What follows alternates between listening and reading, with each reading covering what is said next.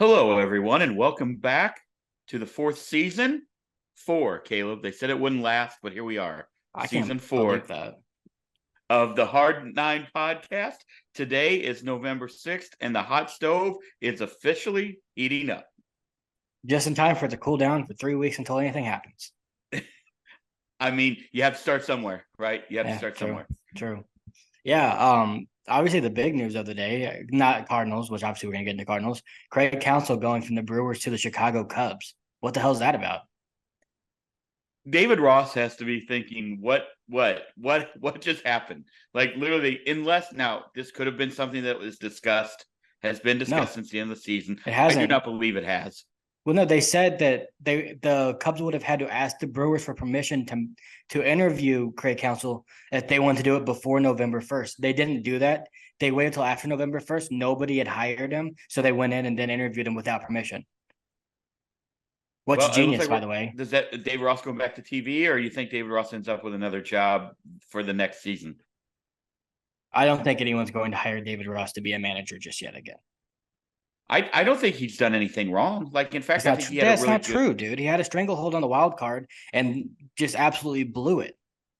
I don't know that he blew it. Like I don't know that managerial decisions Well, cost the right, but Cubs. how do you manage? How do you measure the success of a manager? Okay, but here's my question. Like literally and logically, coming into the year, most people predicted the Cubs to finish third or fourth in the NL Central, correct? Mm-hmm. Yeah. So the fact that he had them there might mean that they had outperformed and outkicked their coverage for 150 games. And then the last, whatever it was, 12 to 15 games came back to reality and had it taken away. I don't think you can blame David Ross. I'll play devil's advocate there. Okay, hold on. But I think you have to give David Ross the credit for getting them in that situation, not just for losing that situation. Like it can't just be one or the other. That's what I would say. What was the Cubs record? The Chicago Cubs were 83-79. That was right around what everyone thought they would be. 500-ish team. The only reason they were close was because the National League, the Padres and the Mets and the Cardinals all failed. So well, yeah, they were there, but the Miami Marlins beat them out for a playoff spot. I don't think you can blame. That's all I'm saying. Like, I don't think David Ross. No, like everything I heard, nobody was talking about David Ross being on the hot seat for them. That's not what. That's not true. League. That's not. I hadn't heard it. Chicago Cubs fans were furious with him because of the lineups he was putting out. They were. I mean, it's just a fact. And here's the thing, Dad. Yeah, you can say that, but managers are hired and fired based on their successes and failures. That's the way it is. His season being multiple games up of a wild card spot on the Miami Marlins with 2 weeks to play and then losing it all. In Chicago, when you have a guy like Craig Counsell there available, who's made the postseason with a less than satisfactory roster 5 of the last 6 seasons, it's not a hard decision to make which one you should. But talk to me about Craig Counsell's postseason like prowess. It's not there. And you can't talk about David Ross's because he's never been to the postseason. He's managed for 3 years. Craig Counsell's a top 5 manager. This is a lot like the firing of Mike Schill. This feels like an Ali Marmol firing after this year. It's not at all the same. Mike Schill was fired for very different reasons. It's weird. That's what I'm saying. That's what I mean. Either way, okay. Well, as the manager carousel still goes on, we've got a lot. I mean, the Padres are still looking for a manager. Bob Melvin's a giant. Crazy. A lot of stuff going on. Okay, can we talk about that for a second? Like Bob Melvin gets hired, leaves the A's. Smart move, by the way. Saw that dumpster fire. He said, I'm out. He goes to the Padres where they are spending every dime that the country has ever made on their roster. On shortstop. Totally underperformed. So is that on Bob Melvin? Like, let me ask you that, because if you're going to blame David Ross for Chicago's inaccuracies, no. Ineptness. There we go. Ineptitude. Then don't you have to blame Bob Melvin on the San Diego Padres, who had, by the way, a way better roster than the Chicago Cubs? Right. No. And my reasoning, one, Bob Melvin has a track record of being a great manager. We all know this. He was amazing in Oakland for forever. But my other reasoning is I told you before the season started that they did not build a complete roster. Cool, they have Xander Bogaerts. Okay. Like, so the Red Sox. What the Red Sox do with Xander Bogaerts? Like, they just went out there and signed all these guys that are aging. And honestly, like, you got 4 guys with big personalities in that clubhouse. They all got massive deals. I don't know how that works. There's been a lot of rumors that Manny Machado and Xander Bogaerts not the best of friends. Manny Machado about Manny Machado and a lot of people, by the way. I like Manny, and I think he does rub Same. people the wrong way. I do. Like that's fair to say at this point in time in his career. Um, but I don't know who's to blame there. I know that there were reports that Machado was angry that Xander got paid before Machado did. I know that was a thing. As by the way, not Xander Bogaerts' fault. Well, no, but I don't blame Bob Melvin for AJ Preller being bad at his job. Well, evidently there was a lot of this, I think, between Bob Melvin and AJ Preller. And I think so the Bob majority Melvin said, my family Sorry, lives right up the north where I came from. There's a team up there who said they're going to spend a fortune in this offseason. I'm just going to go right back home and manage for the San Francisco Giants. Wild. And the Padres like, okay.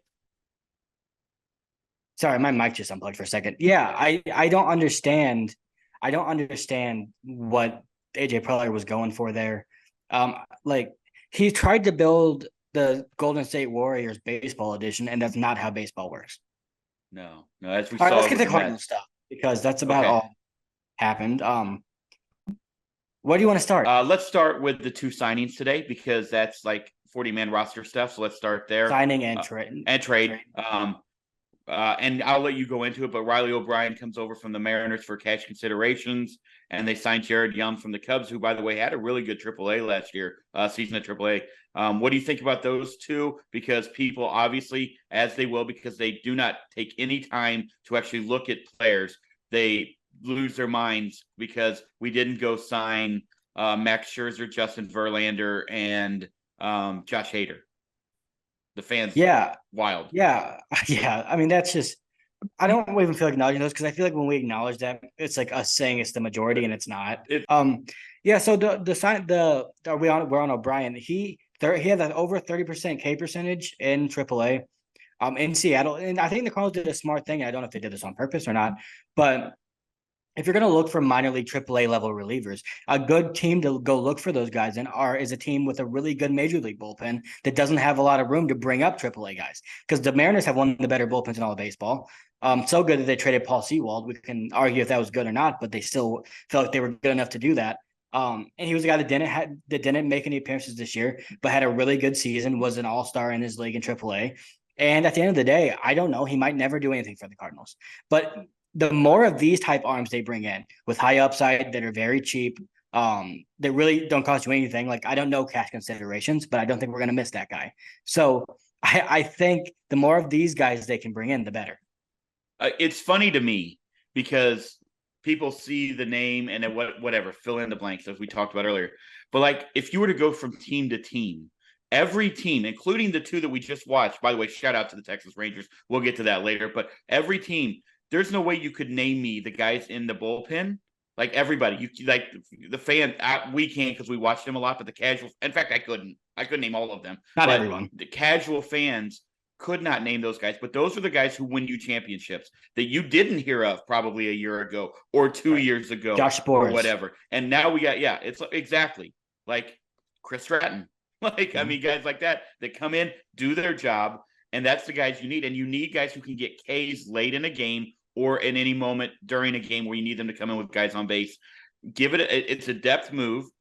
This isn't a closer. This isn't a setup guy, right? As of right now. Who knows? Yeah, well, nor is he in the plan to even be on the roster opening day, but he's going to get a chance to make that in spring training. That's what you need to do in bullpen. You don't need to go sign. It wouldn't be bad to get another veteran guy in there. Yes, they'll do that. I believe that they will do that. But you need guys who can get outs, who you're not paying a ton of money to in the bullpen. And that's what you need. Like the thing for me as well, like a lot of people are looking at the relief market and they're saying they need to go get these guys and they need to go get a Maton or bring Jordan Hicks back or whomever of the relievers that you like, sans Josh Hader, who's not going to be a Cardinal.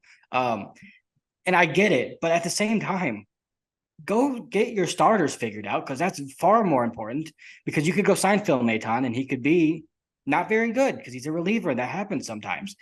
And I think just throw numbers at the bullpen problem and go into spring training saying, okay, we still have Zuniga and Rodriguez who have electric stuff. We don't know what they're going to do, but would it shock us if one of those guys has a Luis Garcia 2021 run in them? Wouldn't shock me of any of those guys. So go do that. Hell, Luis Garcia is out there. Go get him back. I don't care. But you do not need to go out there and spend big bucks on relievers because one, the Cardinals have been awful at evaluating who they should spend money on in the relief market. And two, it just isn't worth it. It's not worth that Greg considering Holland, Andrew Miller, who was the Brett Brett Cecil. Cecil. I'm sure that I'm missing 58 of them. I'm just saying those three come to mind right off the bat that Andrew you threw Miller money had some at. good years, but yeah, not worth what they Average. paid him. He had average years here in St. Louis. He had a couple of really solid years where he helped you. But again, not $12 million a year. No, he wasn't the Andrew Miller that you were paying. Correct. But yeah, you and I are on board there. Jared Young, infield outfielder from the Cubs. I don't know much about him. In fact, I thought we traded him. I was completely confused on what was happening. Could need new glasses. Really need to get acquired on the graphic. Huh? Said acquired on the graphic. Missed that again. Need new eyes. So whatever. Yeah. Also now in the Cardinal farm system on the 40-man roster. First baseman had a 994 OPS in 90 games in AAA last year from the Cubs. For me, if anything else, it makes Juan Yepez and Luke Baker expendable. Probably. Mm-hmm. It does. Like someone asked me on Twitter if I thought that Mick Goldie was going to get traded, and I was like, "What did I just hear you say?" I do not believe that's why they brought him in. No, this Jared Young fella hit really well last year. I don't think he's Paul Goldschmidt, so no, probably not. But I do think it gives you flexibility where if you're in trade talks with any team and they say Yepez and they say Baker, you say, "Well, we can probably make that happen now." Like we have guys to back him up, and if anything else, play a solid AAA at AAA. And if you need a left-handed bat at any point in time during the season, he can probably come up and give you big league at bats for a week. Agreed.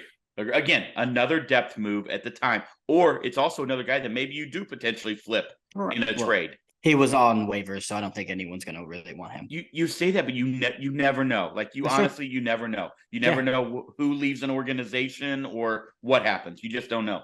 Okay, so. Let's get to the Chaim Bloom stuff. But before you get to that, 40-man roster is now full. And I saw some people overreacting.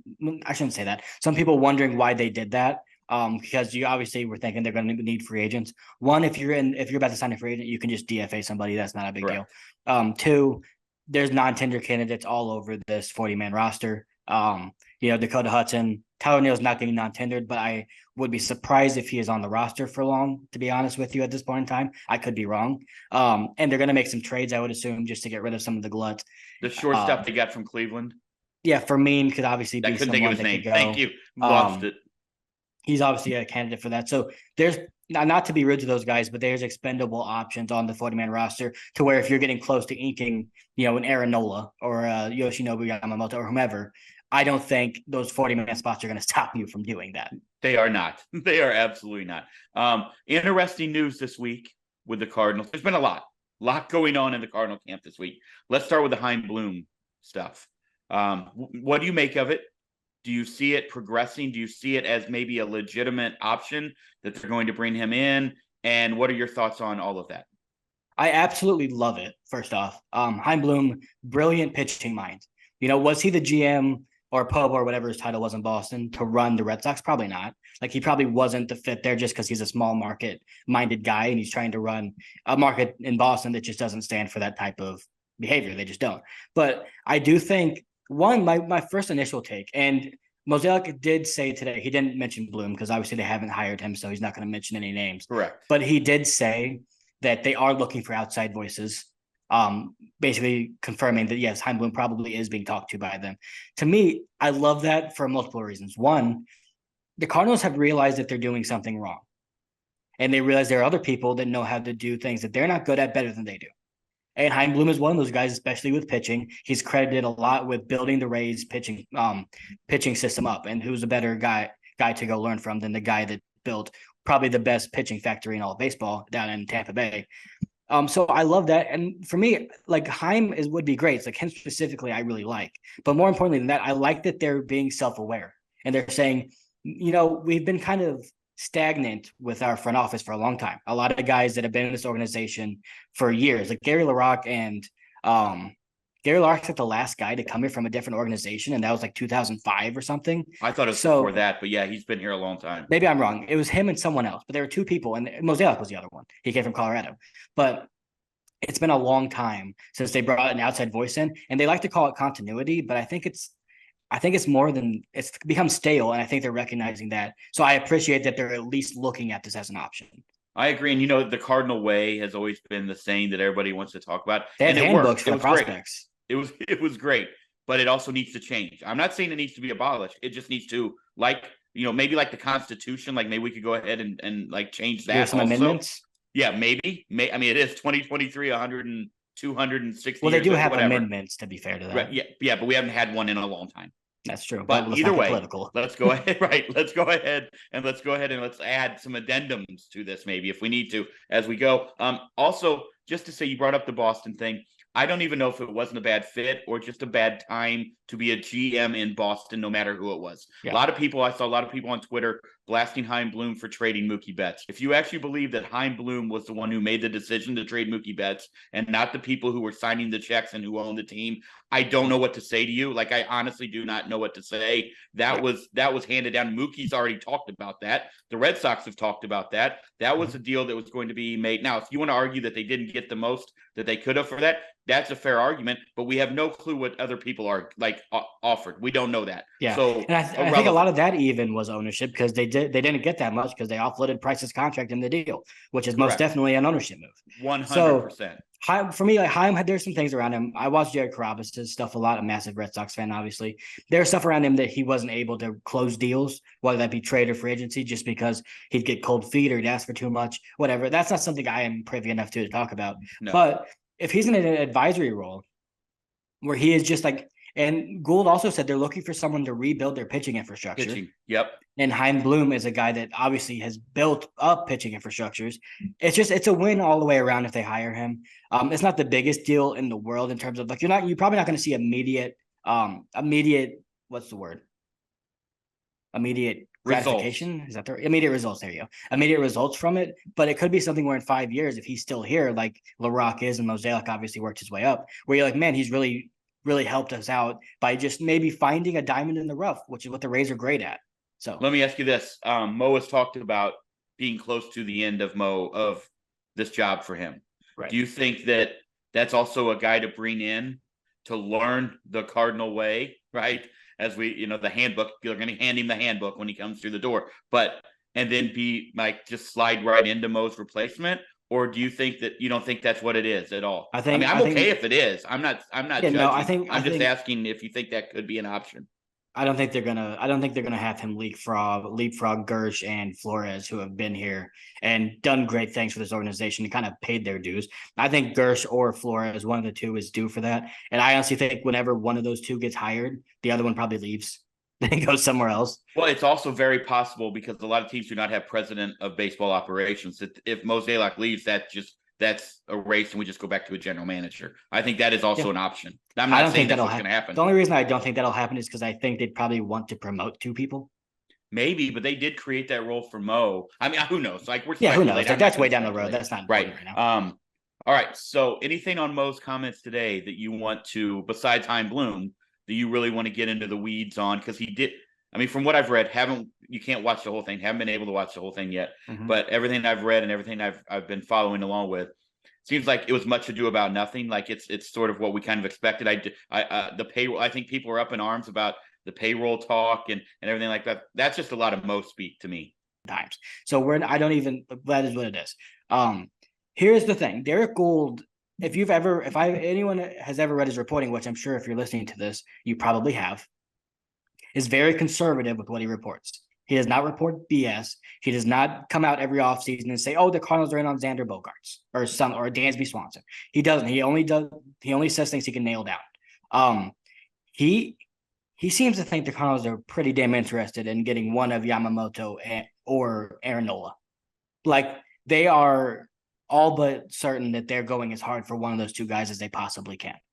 To me, the connections between the Cardinals and Yoshinobu Yamamoto are outrageous. Like, if they don't get him, which I don't think, if I were to tell you my percentage of their chances to get him, it would be well below 50, okay? Because I don't think they have anywhere close to the best chance to get him. But I've never seen them disconnected to a star free agent in my life. Have you? No, probably not. Probably not. Other than like Matt Holliday, and it's because he came from here. I have all along said the one thing that concerns me the most is his choice to maybe want to be on one of the coasts, because that's just the market size, the internationalism. It's good for the game. Like, let's be honest. when you get like Ohtani on the West Coast has been really good for baseball. I mean, that's true. If he were in Milwaukee, probably not as great as him being out there. Like, I'm not saying he wouldn't be as No, great. but My point is, yeah, true. He'd be great for the Milwaukee, market, though. right? Yeah. International markets, okay? Yeah, Those I are agree. great. St. Louis, not your biggest international market when you're looking at New York, Chicago, Boston, It LA, has San gotten, Francisco, Seattle. I agree, Okay. but it has gotten way bigger in Japan since Lars Nootbaar. No, I agree. And all I'm saying is I wouldn't be surprised originally that those were my thoughts. That's where he lands is one of those six Well, yeah. markets. If I were to give you my like prediction, put my name on it, stamp, I would predict that he would end up on one of the coasts. Yes, me too. But you are correct. The amount, the 6 degrees of separation, like Kevin Bacon, seem to line the Cardinals in a pretty good spot. If he ends up here, that would be fantastic. I mean, the ties to Nolan, the ties to Lars, the ties to the agent, all of that are great. I do believe that the Cardinals are going to make a significant offer to get him. But I do believe also that at the end, the proverbial ball is in his proverbial court. Yeah, it definitely is. But the most exciting thing about this is that it definitely seems like they're going to really go hard for him. Like that is at least something that I would not have said a month ago. I wouldn't have thought that to be the case. I would have thought it was Aaron Nola, Sonny Gray, whatever. But so the thing that I found interesting is in one of Derek Gould's articles, he wrote that they have like a very great connection with the Oryx Buffaloes, which is, you guessed it, Yoshinobu Yamamoto's team, who they do have to be involved in this deal because they're going to be the team receiving the posting fee. Okay. They signed a scout. They signed a scout before this season started to specifically scout the NPB. And that guy, you guessed it, scouts Oryx more than any other team. I can't comprehend how many like connections there are here. It's absolutely absurd. And here's one of the things Gould said is that the Cardinals really there's rumors that eventually there's going to be an opening series and MLB in Japan. Guess who really wants to be in that series? The St. Louis Cardinals. Right. They have Lars Nootbaar and Yoshinobu Yamamoto on their team. Guess who's probably going to be in the series? The St. Louis Cardinals. This seems like a play that's like there's so many reasons why this would be the guy, let alone that he's uber talented and 25 years old. If Bill DeWitt's going to open the books up for anyone, it's probably going to be a young guy like him. It's probably going to be someone that's legitimately probably your ace for the next 7 or 8 years, depending on how long you sign him for.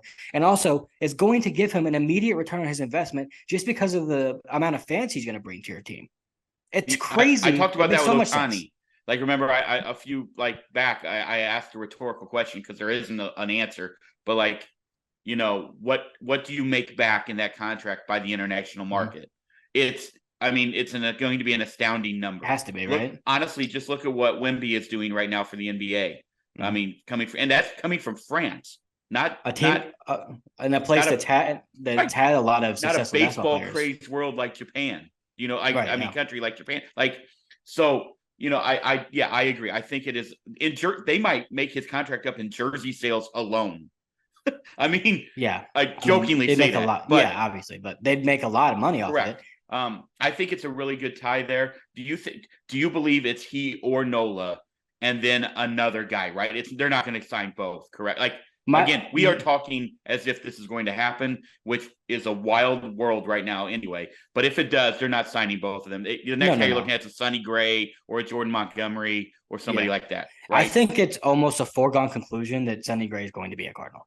Yeah, I think so too. That's if you read the tea leaves, it seems everything I've read, and I recommend this, by the way. A lot of what I'm saying, I obviously I'm not a reporter for the St. Louis Cardinals. I'm getting from Derek Gould. Go read his chat today. It's very informative. I will not cover anywhere close to all of it. Shout out to Derek Gould, who's getting a lot of pub on this podcast tonight, and deservedly so. He's great. He is the voice. Katie Wu, fantastic. There are other people who cover the Cardinals that are fantastic. But it does seem like Derek Gould is the one who is really right in the middle of all of this right now. And he is the one, in my opinion, to listen to, and is always one of those to listen to. The Cardinals are lucky they've got a few really good reporters, and you just have to know who to listen to and who not to. Yeah. Derek Gould, listen to. Yeah, he's great. And what was I saying? I completely forgot. Everything I've read that he has said And really everyone said, but especially him, because a lot of the reporters I think that they've been really quiet and haven't released much. He's been releasing stuff a lot about what he's hearing from people that are, by the way, work for the Cardinals. But he's talking to actual people in the organization, is that they have a budget right now that would include a Yamamoto or Nola and Sonny Gray. And it's always Sonny Gray's name. It's never and Montgomery and Eduardo Rodriguez. It's always Sonny Gray. I think they really want Sonny Gray. And he said they've kind of nailed him down as a guy that they think they can sign really quickly. That they think they can go to him, say, we're close to your home. We know you want 20, Nashville, whatever, 22, right? 20, yeah. 22, 23 million a year, whatever it is. And we can get to this quickly because he said he doesn't want a long-term deal. He said he's not really all that worried about it, being the highest paid he can possibly be. So I think he's a guy they believe they can get quickly. And if they get him quickly, then you're like, okay, we got one of our guys. We can kind of wait out and see what Yamamoto's market looks like and see what Nola looks like. For those of you who haven't, and honestly, I hadn't paid as much attention as I should, go look at Sonny Gray's career. He's 34. That always scares people. It shouldn't scare you. A 3-year deal with it's worth noting. Here's what I would say: signing any pitcher is scary, right? Like it just is. 34 Besides Yamamoto, because he's 25. Not terrible. Not terrible at all. No. That's what I would say. Okay. If you could get him for 3 years at whatever the price is, or even 4. Nola, I mean, the talk about Nola that scares me is he wants 7 to 8 years. I don't know that I'm up for that, even though that would put him at like 38, 39 when it's all done. I just don't love that kind of length on a contract for a guy at over 30 years old. However, 31. Like Sonny Gray, I think highly undervalued, highly underrated in Major League Baseball. Also a guy who is probably not as motivated by money, but motivated by winning. Like that's a guy who wants to get a ring. And I think he would like to an organization like the Cardinals, where he's not going to a coast. His family lives in the Midwest. I think that makes a lot of sense. I'm not saying it's going to happen, but it sure feels like it's going to. I would put the Cardinals at the best odds, like maybe even odds with the Twins. I really think it's going to be the Twins or the Cardinals. Like I can't see him going anywhere else. Maybe the Cubs, maybe the Cubs. That could make some sense. But here, I want to get back to the Yamamoto thing for a second, because I think that's just it's really exciting. Like it's kind of a bigger deal than I think even we're making out for. The fact that they're even interested in this kid. 3-time NPB Cy Young Award winner, 3 in a row. It's not called Cy Young, but I don't really know the name. I think it's Sawamura Award. That's right, Sawamura Award, which is the Cy Young of the NPB. I feel like you might have just made that up. No, it's true. I saw it earlier today. It's named after a guy named Sawamura, I would guess. I did assume, but thank you. He's the Cy Young of Japanese baseball, I guess. But anyway, NPB, obviously the biggest league in Japan. Roki Sasaki plays there, Munetaka Murakami, all the guys you would know that play over there. That's the league they're in. You're great at these names. Maybe your career is Japan broadcaster. I can't speak Japanese, so I don't think that's it. What for the English not a side. Not a thing. Well, maybe you make it. I don't know if I want to go on that endeavor. Okay, either way, yes, it is. I agree with you. It is incredibly exciting that we are like talking about this as if it could happen, because like 6 months ago when we started talking about him after the WBC, it was like, yeah, okay, well, he's going to Boston, New York, or LA. Which he's still where he's going. Which he still agreed. And if I were betting money, I would bet on them. Yeah, but I do think I would give them like even odds with Boston, like even odds with the Mets, even odds with I think I would probably have like 5 teams in the bidding here, and I think I'd give them all like 20% chance. Like honestly, I don't think any of them really have an edge over the other, but I will say the aggregate of the coastal teams have a much better chance than the Cardinals themselves, obviously. The field, absolutely, yes. Yeah, especially obviously. The power field. No, I agree. I think I will buy a jersey because of course I will. But like I think like you did, when the posting is official, I think it's going to be fast. I think that's what I wanted to talk about as well, because I've seen some very conflicting things on that. I think a lot of it is because the only thing that's really come out has been a post from the Oryx Buffaloes, his team, and it was in Japanese, so you had to translate it, and obviously that's not a perfect translation to English, but it said he was posted, basically, is what it said. And then Morosi came out and said they will announce a posting window soon. And then Gould said that he was already posted. So did Jeff Jones. So it's very up in the air whether he's posted or not right now. I don't think he is, or I think it'd be bigger news, but I don't know. But whenever he is posted, like he has 45 days to get it done. I don't think it'll take anywhere close to that amount of time to get him signed. I don't either.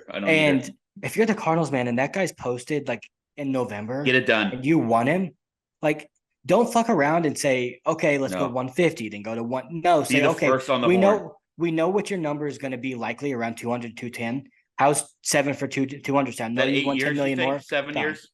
7 or 8. But here's the thing, Dad. I was thinking about this the other day. So whatever, there's a posting fee. So whatever, like if he gets, let's just make this number up. If he gets 25 million a year, right?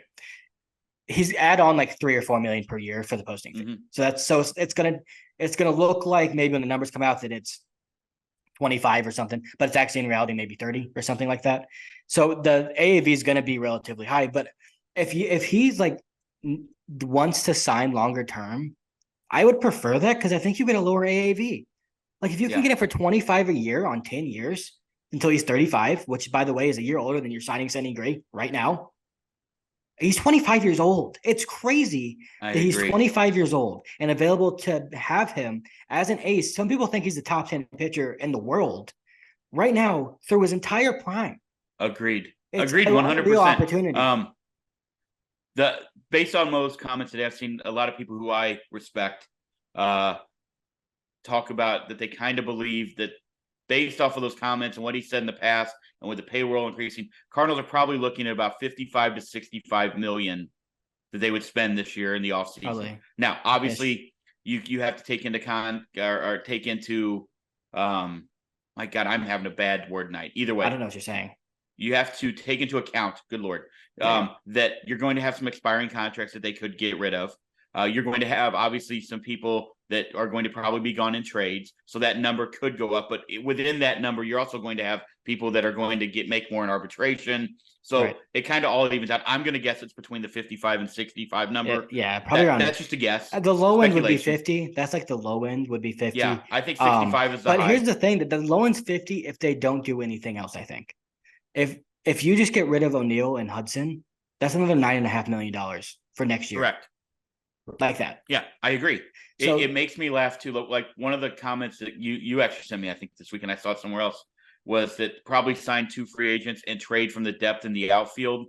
The point is, there are guys who would be interested. There are teams who are interested in Dylan Carlson. There are teams who will be interested in Alec Burleson. There are teams who will be interested in Tommy Edman as an outfielder. There are teams who would be interested in those 4 guys. And you could get a guy who you can put into your rotation for that and someone else probably without a problem. That's what I truly believe. Yeah, I agree. And I also think, man, how much of a factor do you think in this free agency the qualifying offer will be for the Cardinals' decisions? Like the fact that they may say, we don't want to sign 2 starting pitchers with that attached to them because then we lose 2nd and 3rd round picks in a year where we're going to have an early pick. Which to me makes the Yamamoto signing make even more sense, right? It makes so much sense. Honestly, to answer your question, I don't know that answer. In the past, we have heard from people who, again, I trust, that they have been hesitant to go after free agents. Yeah. And the facts would bear that out, correct? It's definitely a factor, too. It should be. It should be, right. And especially since this year, highest pick maybe you're ever going to have, like that you've had in a long time. So I agree. But I do think I would have trouble maybe seeing them sign 2 guys that have a big time. I agree with that. UO on them. So yeah, because even like if it came down to it, do I think if they felt like they had to, if Yamamoto goes to Boston or whatever, and if they don't want everyone just asking for the moon and trades where they would sign Nola and Gray, I think I mean that wouldn't shock me if that was an offseason. No, but I do think. Like it has to play a factor. Like how much is that worth to you monetarily? Like what's the money value you put on that? Do you put like, hey, Aaron Nola's going to get 30 a year, but with the posting fee for the same amount of years potentially and 7 years younger, I'll say it again. Yamamoto's going to get 34 a year, but we keep our pick and he's 7 years younger and he's going to bring us so much more money.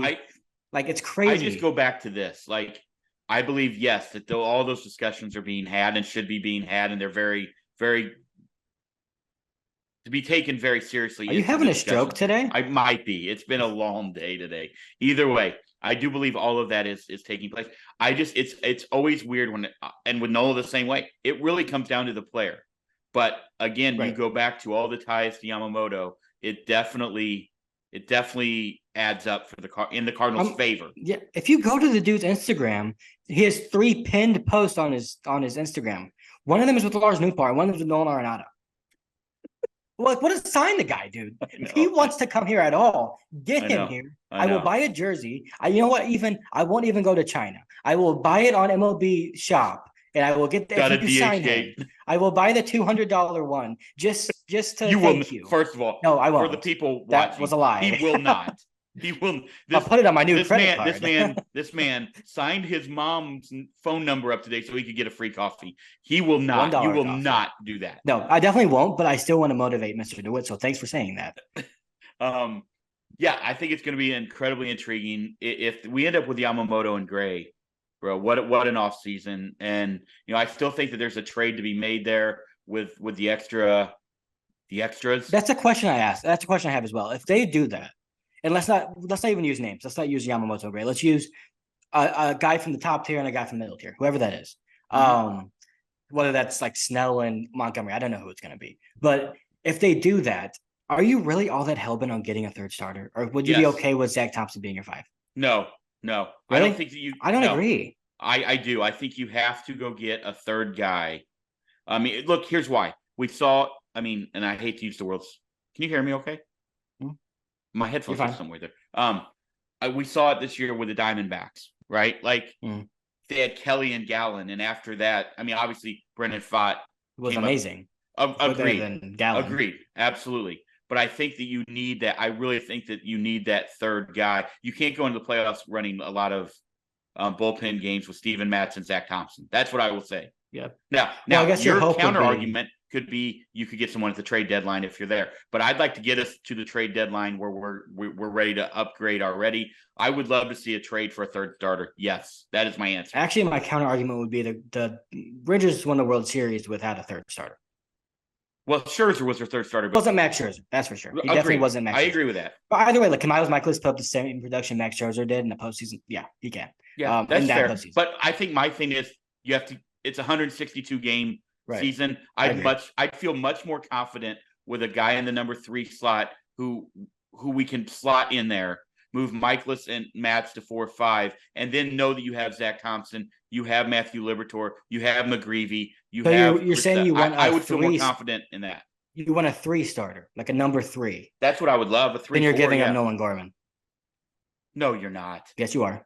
Well, no, you're not. Yes, you are. For a 3 starter. What number 3 starter in baseball? You're going to have to get a cheap Nolan Gorman for. But you're going to have to get a cheap number 3 starter. Name me one. I mean, what number 3 starter? I don't know. Logan Gilbert's a 3 on his team. Well, the Mariners aren't trading Logan Gilbert. Well, no, I'm saying like who are you getting? Then a 4. Well, my thing is like you're gonna have to get a cheap guy because if you're spending all this money on 2 top end starters, then you're not gonna trade for Tyler Glass because he's $25 million. Let me clarify. If we end up with Yamamoto / Nola and Gray, I don't care. Like again, we're going back to I think semantics. I don't care if you're number 3 or number 4 starter through the regular season. Yeah. It does not matter to me. What I don't want is a guy at the very back end or a guy who you're signing hoping he makes the rotation. Is that fair? Like I want a guy that we sign or trade for that's going into your rotation. You could call him a 4 and a 5. I don't care what number you call him. Like even if it was like a Michael Walker type pitcher. Oh, here we go.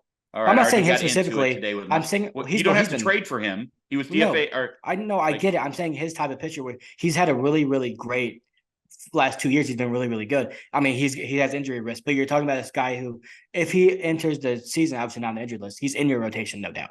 Agreed. But he's not a number 3. Can I just say something about Michael Wacha? I want to get this off my chest. Agreed. I made a statement today that that's not the guy the Cardinals should go after free agency wise. And the reason I made that statement was this is a guy who I know he had 12 quality starts this year. Don't come at me. I get that. But for the most part, he goes 4 to 5 innings a night. He goes 100 to 120 innings a year.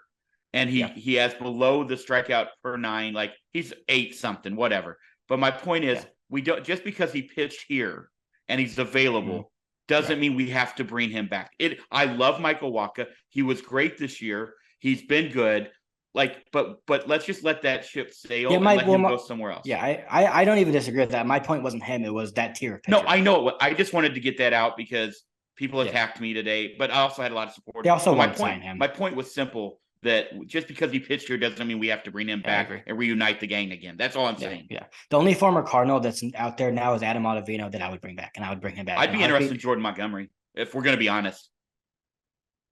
Doesn't it seem like he's going to be at an all-time high value-wise right now? I do agree with that, but I don't know what that number is. I don't know if that number is a lot more than Sonny Yeah, I Gray. agree. It might be like 20. I don't think it'll be Like, more if than we're gonna be him per honest, I year. don't know that it's gonna be more than Sonny Gray. 6 for 120. Does that sound about right for Jordan I mean, Montgomery? that's less than what you're gonna. I mean, you're gonna pay Sonny Gray a little bit more, but you're gonna have less years. That's all I'm Yeah, saying is, right. if it's not Sonny, if Sonny goes back to let's say he goes back to Minnesota or he goes somewhere else, I would not be opposed to Jordan No. Montgomery coming. That's what I meant. Yeah, if they signed Jordan Montgomery, I would not be like, oh, I can't believe it. I'd be like, And yeah, I was great. throwing zero shade at Michael Waka. I just want to clear that up. Yeah. Zero. Like, But respect his comeback. yeah. I just don't think with the shift in what we're looking to do, Michael Waka fits the mold that we want right now. I could be completely wrong. If he's here and he's great, I will be super pumped. That's all I'm saying. That's fair as well. The thing I was trying to get at was in your world, I'm not even gonna say perfect offseason, because for me, like an A+ offseason, like if you give an A+ offseason for getting 2 top end starters and then they go get like a third one, are you gonna be like A++? Like what's an A+? It doesn't. But for you to have There's no it such doesn't thing. make It's any like 110%. It's not a thing. right. Like it doesn't make any sense to me. An A+ offseason, like they can always do more, and if they do more, Correct. it's better. So whatever. But for them to have an offseason that is not acceptable, but that you are like excited for, you're Yes. like, man, they have to get that third starter. Because I know for a fact, before you answer, I know for a fact if Yoshinobu Yamamoto and Sonny Gray are starting games 1 and game 2 on opening day next year, you're not going to give a damn about that third starter they didn't get, because that'll be really exciting. Can I tell you the perfect offseason for the Cardinals for me? Go for it? All right. Yamamoto. Cool. Sonny Gray / Jordan Montgomery. I would be honestly very happy with either one. Would you slash Tyler Glasnow in there? Well, that's a trade, so I hadn't gotten to that yet. Okay. Yeah, we can't get all 3, but okay. Oh, right, hold on. Sonny Gray. Those are my free agent signings. Cool. Molina's back on the bench in some coaching capacity. Heim Bloom's in the front office in some capacity. And then we've made a trade for a guy that slots. I'm not going to argue semantics over if he's a 3 or a 4. That did not include us dealing. Give me an example. Gorman, Brendan Donovan, Jose Quintana. What about Shane Bieber? Okay, I've really been on the record not wanting Shane Bieber. Like literally every peripheral of Shane Bieber has regressed every single year since the spider tack went away. I agree with you, but here's my pushback to that. I don't really want him either. If you're getting him as your 1 or your 2, then I don't want him at all. But if you're getting him as your tier of Quintana, he can be as good as Jose Quintana. Are you nervous? And he's only making $12 million. Are you nervous about 2 things? And I'm just asking because I'm not opposed to Shane Bieber being a St. Louis Cardinal. I am opposed to what you just laid out, him being the guy that you get as your 1 or your 2. Yeah, you can't do that. That's bad. Agreed. We agree. Fair. Because honestly, him Glasnow, you kind of put him like I would rather have Tyler Glasnow. Absolutely. He's also way better. Agreed. That's what I'm saying though. Like both injuries, I am a little nervous about the forearm. That makes me really nervous. Yeah. There's concerns. What if it's Tyler O'Neill? But he is pitching for a contract. What if it's Tyler O'Neill in the mid-tier prospect for him? Heartbeat. Absolutely. I think you do it. I think that's what it would cost. I really do. Now, he's let me ask you another one. Mm-hmm. And I don't know if I don't believe there's a prospect tied to this one. Would you be interested in Lucas Giolito being another signing where you then aren't making a trade and you make a trade? You make like maybe you trade an O'Neill and somebody else for bullpen pieces. Like, is that something that's too much money? They wouldn't do that. You think Giolito can command that much? I think he's going to get. It depends. Like he could be a guy that wants to reset his market. That's definitely possible. And do a 1-year deal. Yeah, I don't know what he wants, but then even then, I think that's $20 million. Okay, all right, that's fair. Like I think if he gets a long-term deal, you're probably looking at 15-ish, maybe for 3. But if you're doing a 1-year deal, it probably goes up to 20. But anyway, that's I would like to see a third starter in that rotation. That's why I don't think Walker's coming here because he has made himself some money probably off these last 2 years. He's gonna. And I don't want him as your 1 or your 2 either. Like he goes 5 innings a game. Like he's 100 innings Blake a Snell. year. Yeah, true. All right, okay, let's move on. But I didn't tell you we were doing this, but all season's here. I think I don't know if they're gonna make a move in the next week or 2. I have no idea. I would highly doubt that they'll do it before the 17th, which is the qualifying offer date where you have to accept or decline whatever they give you. So before then, I don't see anything happening anywhere. And even then, I probably take a couple weeks after that. But I want your predictions. We're starting the off season here. I want your solely for players, Yachty, and all that stuff. We'll get to that whenever that happens. That was my perfect off season. Yeah, I get it. What's your prediction? I think Yamamoto is a Cardinal. Okay, hold on. Can I add Don't do this to me, Dan. 2 weeks ago. Hold on, stop. 2 weeks ago, you really came at me when I said you asked me, give me a percentage on Yachty signing back with the Cardinals. And I said 85% because with Yachty, where there's smoke, it's already hot. And you said, oh, and you kind of called me names. And he still hasn't you signed, said, by the you way. thought 50%. And Yachty came out and said 90%, by the way. He's still not here, by the way. That's fine. I don't care when the date is. But again, so I really again, maybe it's Captain Optimism here. I think Yamamoto's going. I honestly, truly believe the 6 degrees of Kevin Bacon separation, Yamamoto, is going to get him here. Okay, I want a contract, and then I want you to give me the rest of your offseason predictions. Okay, I think we've talked about a lot of it. I think it's an 8-year deal. I think it's an 8-year deal that's going to be between 25 and 30 million. That's my guess. So you're looking at that includes, by the had taquitos for dinner.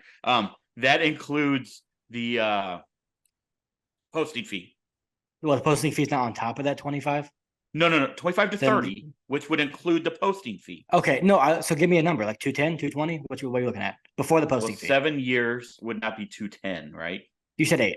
Yeah, okay, 8 years, 210 to 240. I think you're looking at 8 years, 210-ish for him, probably. Okay, reasonably. I think Sonny Gray is before posting Gray. Okay, I think Sonny Gray is a Cardinal, and then again it goes back to I don't know who it is, but I would love to see a trade. Shane Bieber makes all the sense in the world. He just feels like a Cardinal. And they have so many outfielders they can give the Guardians to help them immediately. He really, like that. Just truly, Tyler Glasnow's my guy. That's the guy. That would be it. Yeah, but if you're getting those top 2 guys, you're not getting him. He's too expensive. Well, it's only 1 year though, right? So they might eat that. Then they're going to have a $220 million payroll. That's not happening. That's valid. And then you don't have any relievers yet. Yeah, that's okay. So fair. You just did starters for me.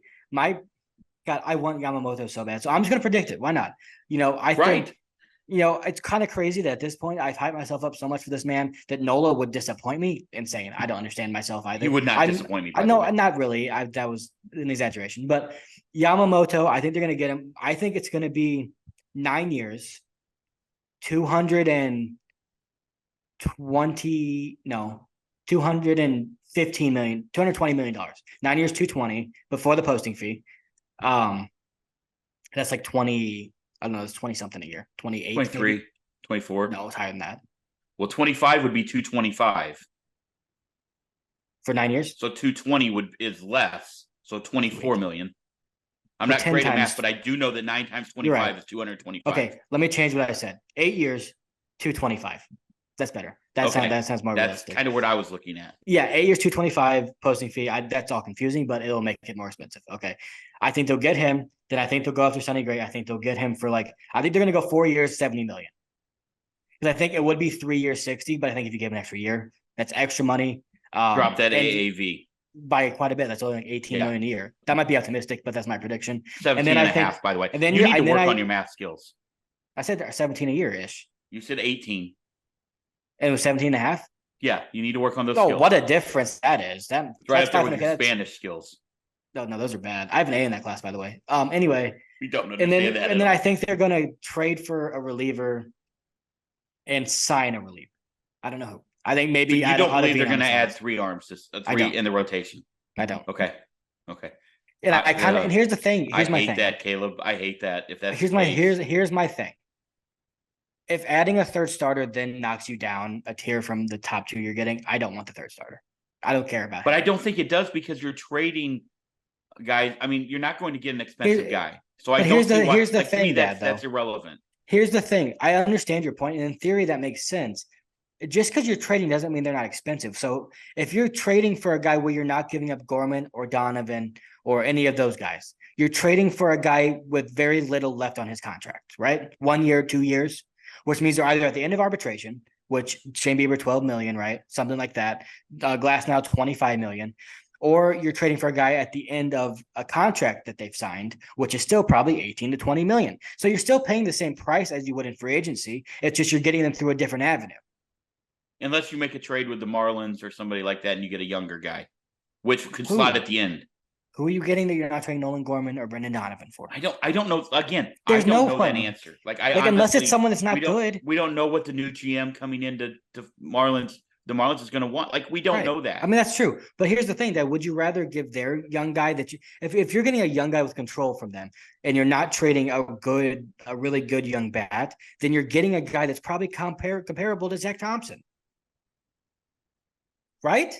I don't think so, but then you're going to have to give up a lot because young pitching that's under control is expensive if they're good. That's why I go back to what I said, that while he's not near the top of my target, and nor would I give him a lot of money, Shane Bieber legitimately makes a lot of sense. I think it'd be a great. I think, to be fair, I think Jose both Quintana would be, also makes sense. Yeah, I think both would be great third additions. Yes. My worry is Shane Bieber's won a Cy Young. So are they going to be able to try and pass it off on us as being more than a third edition? Cleveland's which I think very good at trading. I'm just super excited that I just hope that we're not coming here in 2 months going, man, we're really excited that we have. I mean, I don't want to throw shade at anybody because they could be a Cardinal. Yeah, don't do that. But but you know what I'm saying. But here's my thing too. Our third and fourth tier on our wish list. Here's my thing. All the reporting, and there's another thing I want to talk about in this chat. He said, like, people kept saying the same thing to him, like, are they really going to do this? Are they really going to go big? And he's like, guys, I don't know how many times I have to tell you this. They have told me they're going big. If they don't, we will report that when it happens. I'm telling you what I've heard. So for me, I've never heard that before from any reporter out of St. Louis. Most of the people that say the Cardinals are in on shortstops, they're not from St. Louis because they're not hearing that.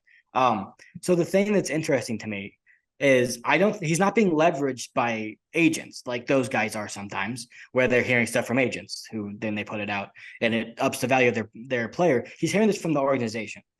So for me, I think that they're going to go very hard after a top guy, whether that's Yamamoto or Nola. I don't know. But I do think our expectation should be for them to get them, one of them. I agree. Yes. So if they don't, and we get to spring training, and I love Sonny Gray. I honestly do hope he's a Cardinal. I hope he's their second option that they get. But if he's their first option, then I will critique that when that happens. I agree. Well said. But as of right now, I'm not going to be pessimistic because there's no reason to be. Last Cardinal thing I have before we get to some shout outs. It is a shout out. Shout out Alec Burleson for getting married. Yeah. Future Ray. He just seems like a cool dude. I really does Alec seem Burleson. Like a cool dude. Like, he's also a good baseball player. I'm an Alec Burleson fan, and I want to see him do well, whether it's here or somewhere else. But it's always cool to see a guy get married like that's and be happy, and all his buddies, like the team, like that's just awesome. So I love Alec Burleson. And he brought the hamburger fund in, which died quickly because they were really bad after they brought it. Right. Anything else on Cardinals that you want to talk about before we get to a few things here? I don't think so, but I think the fact that we just both predicted Yamamoto to be a Cardinal is really setting us and our viewers up for massive disappointment. Of course it is, but that's what you and I. But hey, that's what we're here for. Hey, what's the offseason here for if it's not optimism? I was gonna say, like, what everything I read is so pessimistic. I'm gonna be the opposite now. Yeah, isn't it weird in St. Louis where the writers are more optimistic than the fans? That never happens. No, I don't think that is weird. That never happens. Derek Gould is always like, they're not signing anyone. Like, they're not doing this. Let me ask you this, and this is the last thing I'll say about the Cardinals. Yeah. Evidently, there's some interest, and I don't know. Again, this is not widely reported. I haven't heard it from Deagle, just from things I've read in between the lines. Right. That the Blue Jays are mildly, or it may be a little bit more interested in Dylan Carlson. Obviously, we know Kiermaier's leaving. Really? They need a center fielder. I've seen on some of the Blue Jay board stuff, and I've read it from a couple other people who, again, are fans. They're not, it's no reporting. It's just fans. But I think they might be getting it from somewhere. No, an insider said that it could be possible. Okay. Would you be interested in Alek Manoah at all? For Dylan Carlson? That's the guy. For Dylan Carlson. Because I think that would be the name. No. You wouldn't want to take a chance on him? Have the Cardinals been able to fix their own pitchers? No, but okay. I don't know if that's fair because look at how, I think we have had success in the past with guys coming here and being better than they were at their place. Broken before. Guys? I think you could have said that's with bad attitude problems. Okay. To be fair. I know he didn't show up to AAA. We know that happened. We do know that, but we don't know what else happened. Like, we don't know. That's true. Happened. There could have been more there. We have no clue there. I'm not saying that he is a bad guy. I'm not going to say he is. I don't think I didn't say he's a bad guy. Attitude problem. That's what I mean. I don't know. I don't know if he's a bad guy or not, but We have no Yeah, clue I yet. do think there's a lot of red flags with him, and that being one. Maybe there's inside information about why that is. That could be obviously mental health is an important thing in sports, so we aren't Agreed. always privy to. 100%. So that could be why. And if the Cardinals get word of that and that's what happened, then yeah, my stance would change. But as of right now, what's been reported is that he just didn't show up because he was upset about being sent down. That's what the optics are. For me, would I be interested? I'd be very interested in Alek Manoah, but and I guess for Dylan That's a guy Carlson, that's like, a are year you? removed from being in the Cy Young conversation Yeah, he in the is. American That's true. League. But there were a lot of signs even when that happened that he was going to regress, and he regressed harder than anyone thought. Yeah. Like, he was You got going a to little hit like. freeze up there, but yeah, Oh, sorry. So it's okay. Clark Schmidt or Alek Manoah, which one would you rather have for Carlson? That's a. It's I Clark think Schmidt for honestly, me. if we're going to be honest, I'd be okay with either. I think the upside of Alek Manoah is higher. I think the It is. floor of Clark Schmidt is higher. Right now. Yeah, I agree on Right both now. of those. I agree. Okay. Yeah, I would have honestly, if either trade for me, like what I is Alek Manoah a guy I think I'd seek. I think I'd really be interested in seeing what they'd want for him. Like I would, Right. if he was available and I heard that, I would really go and say, "What do you want?" And it was had to be within reason, of course. But I don't know if it's a guy that I would be eager to trade anyone in my future for at all. So If it he depends is on a how they view guy, Carlson. if he is a guy who just wants out of that organization Mhm. and has maybe figured out some some mental things or some physical things or whatever it was, Whatever was going that I on, mean yeah, that you're talking about a number one starter, like that's what he can be. Like he we can be. came into Yeah. the year, we were at opening day where the night before we were talking about Alek Manoah being a front runner for the Cy Young for this season. I Mhm. mean, we're only a year removed from that. Not even. We're Yeah, six it was a six bad months removed, year. 7 months removed from that. It wasn't even just like a prototypical, Garrett Cole as a 3.8 ERA surprisingly 1 year. It Right. was he's one of the worst pitchers in baseball, and now he's not showing up when he gets demoted to Could AAA. be an anomaly, could be a problem. Like you're right, but it might be It's something something. to It's really something you have. If you're the dig Cardinals deep and you're into. if you're the Cardinals and you're giving up Dylan Carlson for him, you really have to be sure about I exactly what agree. happened with that I situation. agree. I agree. Okay. Anything else on the Cardinals you want to talk about before we go around the league? And I just kind of want to give some props to people and get out of here. Get No, your take on a I few things. the last thing we don't even have to talk about this. Very surprised Yadi and Molina. Nothing's come of that. Yeah. I mean, with the holidays coming up, I'm not. They also said Joe McEwing's the bench coach, so I don't even know if that's the role he'd be doing. That's what I said all along, that I don't believe that he would be That the he's bench not coach. that I don't think he's going to be in an everyday role. It's not going to be what we thought. Okay. All right. We'll see. First off, we've spent a long time before we gave big props to the World Series winner, the Texas Rangers. Shout out to their first win. Big time shout out to Monty, to Aroldis Garcia, even though obviously the injury. Who? Aroldis Garcia. What I say? Adolis Not Garcia. his name. There you go. Don't you dare compare him to that Aroldis Chapman. Don't you dare. Adolis Garcia. If for some reason I told you I'm having a rough day. Don't you do that to him. He's Chris not Aroldis Stratton, Chapman. Mike Maddox, Brad Miller, former Cardinal. Yeah. Shout out to all of those guys, but also shout out to Boch. I love that man. He's awesome. He is like this the entire way, and I think that's what makes him so great. And he doesn't care while if he the wins. ratings were the worst of all time, that's something you're gonna have to look at in baseball, the worst ratings. But either way, shout out to what the Diamondbacks did getting there. Nobody saw that coming. However, I'm really pumped that the Rangers won. Yeah, me too. Corey Seager's just such a beast, man. Best Will shortstop in Smith, baseball. that's the guy the Cardinals should sign. 3 straight World Series dubs. No, because the odds of him getting 4 is so low that my brain would say there's no way we win. Right? Is that what you would think too? Like the odds of him getting 4 in a row are so low that if you sign him, no way you're winning. Absolutely. Hey, shout out, good luck to Dusty Baker and whatever he decides to do. What a career. I, in the past, was not a Dusty Baker fan. I told you I've done a 180 on him. The players absolutely love him. That was the because guys of who Tony La coach with him. Russa. Huh? That was because Tony La Russa hated him. Yeah, well, as a Cardinal fan, obviously That was why. Just as a manager of the Cubs, that was why, and a manager of the Reds, like there were a lot of. It's reasons because him there. and Tony hated each other. You can admit it. Of course it is. Yeah, like that. Was I didn't like him either. Why. But No one I in St. remember. Louis did. I remember his face when Johnny Cueto was out kicking our pitcher in the face. Yes, correct. And then poor Jason Schmidt and Kerry Wood and Mark Pryor, those poor guys, like, and Carlos Zambrano. But either way, but again, I hope you just completely stepped on poor Dusty's retirement. But hopefully Dusty gets a nice little box of toothpicks and has a great life. Can we get managers in the Hall of Fame quicker? I agree. Like he's getting up there in age. I'd like for him to get in soon, where he can really enjoy it and everything. I'm not saying he's at an age where he's about to like be bedridden or anything, but I do think there is something to let's get these managers in quickly. They don't need to be away from the game as long as players do, maybe 100%. to appreciate their greatness. Let's get 100%. Dusty Baker in next year. Like that should be happening. He's a Hall of Fame manager.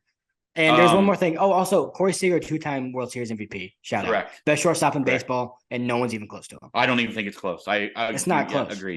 agreed. Amazing. Shout out to Carlos Mendoza for being hired by the Mets. Did not see Right. that one coming, but happy for and pumped for him to get his first major league gig. That's awesome. Also, super pumped for the Cleveland Guardians hiring Stephen Vogt. I am a massive Stephen Vogt fan. As a leader, as a player, and as a human. Like, he is awesome. If you've ever seen interviews or you know anything about Stephen Vogt, guys just gravitate to him. I think he's going to do very well in Cleveland in a market where they're not going to go spend a fortune. He's going to get guys. I think he's going to get guys to play for him. That's what I believe. I agree. I really like Stephen Vogt, and it's a great hire. Like, he's been a guy that seemed like an obvious managerial candidate since for 10 years. Definitely, like, he's going to be a manager at some point. So it's a great hire. Hopefully they do well and give him some players that can succeed with him. Shout out also to Nelson Cruz, announced his retirement. Shout out for 2011. Nelly, we really greatly will always appreciate you for that, but also legendary career. I mean, you're talking about one of the great home run hitters in baseball history as far as in the last 20 years, right? I mean, you have to put him in that. I mean, one of the top 5 DHs of all time. Agreed. And just a great career, hanging it up. Didn't end the way he wanted in San Diego, I'm sure, but what a great career. It's sad that he leaves Texas and then Texas wins a World Series. But, he's been gone for a while. I get it. But yeah, long time. Long time. Well, give me your thoughts on 2 things and then we'll get out of here. All right. Nolan Arenado not being getting a Gold Glove. He didn't deserve it. Okay, fair. I agree. Love Nolan. 10 years in a row is rank. Absolutely incredible. Yes. Brian Hayes deserved every bit of that Gold Glove. Okay. Now give me this one because this one breaks my heart, even though I'm pumped for him. I think Joey Votto not being extended by the Reds. What do you think happens there? Do you think that was a mutual agreement? Or do you think that kind of came out of nowhere for Joey? I mean, that's Mr. Red to me. Like, obviously, you go back, it's Johnny Bench, it's guys like that. In my lifetime, it's Barry Larkin and it's Joey Votto. Yeah, it's obviously sad that it came to that. I'll be interested if he plays. I mean, it sucks, but I honestly think it's going to give him a good chance to go somewhere where he might be able to win. Maybe be a DH. I agree. Be against right-handed pitching. Like, a perfect place for him? Arizona. Go play with a bunch of young guys in the warm and a great environment. A team that could use a veteran but he's leader. From Canada. Who cares? He's going to go. He goes back to Toronto. Go play with it. No, I don't. They Brendan Belt. Go play. The same player right now. Like, they're the same player in 2020. That's true. Seattle? Go play with. Let me finish. Go play with Evan Longoria, and be the veteran leaders there, and go try to help this young team get to a World Series while you can just because they needed power left-handed bats in the postseason really badly. Up again. Am I good now? Yeah, you're good. We're making the very weirdest face I've ever seen. Oh. So finish your thought on him going to Arizona. Yeah, go DH against righties. They could use you and hit bombs. The game needs Joey Votto in the game, so I hope he keeps playing. Sounds like he will. Bro, what is up with your internet? Can you get something other than 3 amps? All right, that's all I've got. So I'm hoping that baseball needs Joey Votto more than Joey Votto needs baseball, and I'm hoping he's still in the game next year. That's what I'll say. I think he will be. That's my prediction. Do you believe Clayton Kershaw is in the game next year? I think he'll sign a really cheap deal with the Dodgers and come back halfway through the year. Okay. Because he's hurt. Yeah, I know. That's why I'm asking if you thought he might retire. I think he'll come back. Okay. I hope so. Clayton Kershaw doesn't go out like that. Yeah, I think you're right. I think you're right on that. And I think I'd love to see Joey Votto get a ring, man. I really would. Or at least get in the perfect Dodger, by the way, as well. Him and Freddie Free in the same. And Jason Hayward. Oh, and Mookie in that same in that locker room would be a blast, man. That'd be a blast. Yeah. So that's all I've got. All right. Well, I don't have anything else as well, except for confidence level that the Cardinals have a good offseason. Give me a 1 through 10. 7.5. Okay. I'm gonna go. Well, it has to be higher than that. That's a lie. If I just predicted that we're signing Yamamoto and Gray, then it has to be a 9.5. So that was fugazi. I'm giving you a 9.5. I'm giving it a 10. I think people don't understand. I shouldn't say that. I think every time they've said they need to do something, they've done it. Right. And they've never said they need to go get good pitching before because they've always believed they didn't need to. But now they've kind of said we have to do it. I think they're going to do it. All right. All right. So here we go. We're back for our 4th season, kicking it off. Thank you, everyone, as always, for being part of this. Y'all are the absolute best. We appreciate you. Stay tuned. We're going to be back. If something happens, we'll be back. We're going to try and make this regular thing twice a week, try and get back on a regular schedule. So thank you to everyone. Stay tuned and let's go Cards.